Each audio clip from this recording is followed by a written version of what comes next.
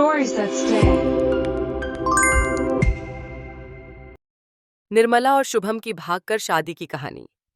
गांव के एक छोटे से हिस्से में रहने वाली निर्मला एक सीधी सादी, संस्कारी लड़की थी। वो जितनी सुंदर थी, उतनी ही समझदार भी। उसके पिता रमेश जी गांव के पुराने रीति रिवाजों के पक्के मानने वाले इंसान थे। उनका मानना था कि लड़की की शादी सिर्फ अपनी जाति और परिवार की इज्जत देखकर ही करनी चाहिए। दूसरी ओर था शुभम, एक हंसमुख, मेहनती और दिल से नेक लड़का। वो उसी गांव में रहता था, मगर उसकी जाति अलग थी। शुभम और निर्मला की मुलाकात स्कूल के दिनों से हुई थी। धीरे धीरे ये दोस्ती प्यार में बदल गई।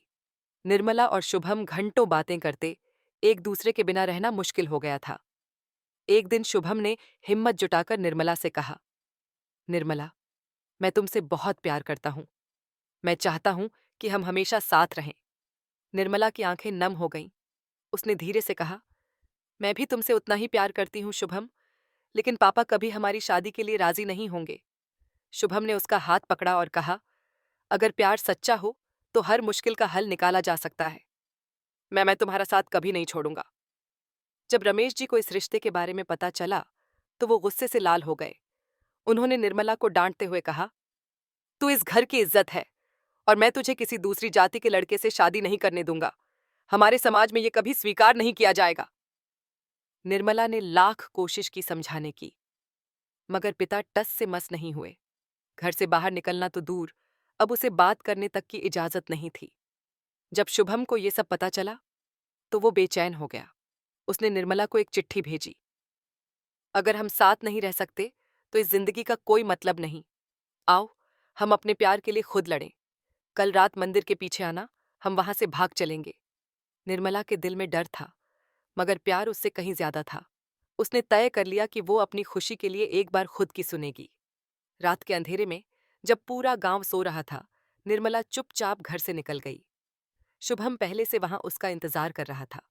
दोनों ने एक दूसरे का हाथ थामा और भाग निकले। शुभम ने पहले से ही शहर में अपने दोस्त के घर रहने का इंतजाम कर रखा था। अगले ही दिन उन्होंने एक छोटे से मंदिर में शादी कर ली। उनके पास न ज्यादा पैसे थे, न कोई बड़ा परिवार, लेकिन उनके पास एक दूसरे का प्यार और भरोसा था, जो किसी दौलत से बढ़कर था। सुबह जब गांव वालों को ये पता चला कि निर्मला घर से भाग गई है, तो पूरे गांव में हंगामा मच गया। रमेश जी गुस्से से पागल हो गए। उन्होंने कहा, मेरे जीते जी मैं उसे माफ नहीं करूंगा। वो अब मेरी बेटी नहीं है। गांव के लोग तरह तरह की बातें करने लगे। किसी ने कहा, लड़की ने घर की नाक कटवा दी। तो किसी ने कहा, आजकल की लड़कियों को ज्यादा छूट देने का यही नतीजा होता है। लेकिन निर्मला और शुभम को इन सब से कोई फर्क नहीं पड़ा। वो अपनी नई जिंदगी बसाने में लगे रहे। समय बीतता गया। धीरे धीरे रमेश जी का गुस्सा कम होने लगा। उन्हें एहसास हुआ कि बेटी के बिना उनका घर सूना हो गया है। एक दिन गांव के एक बुजुर्ग ने उन्हें समझाया, रमेश, बेटियां तो पराई होती हैं। अगर वो खुश है तो तुम्हें भी उसकी खुशी में खुशी ढूंढनी चाहिए। जात पात से बड़ा तो इंसान का दिल होता है। रमेश जी का दिल पिघलने लगा। उन्होंने अपनी जिद छोड़ दी और तय किया कि बेटी से मिलने जाएंगे। जब वो शहर पहुंचे और अपनी बेटी को देखा, जो अब एक खुशहाल जिंदगी जी रही थी, उनकी आंखों में आंसू आ गए। उन्होंने निर्मला को गले लगाकर कहा, बेटा, मैंने तुम्हें गलत समझा। तुमने जो किया वो शायद सही था। माफ कर दो मुझे। निर्मला और शुभम की आंखों में भी आंसू थे। वो दौड़कर अपने पिता से लिपट गई और बोली, पापा, मैंने कभी आपको दुख नहीं देना चाहा। मैं बस अपनी खुशी चाहती थी।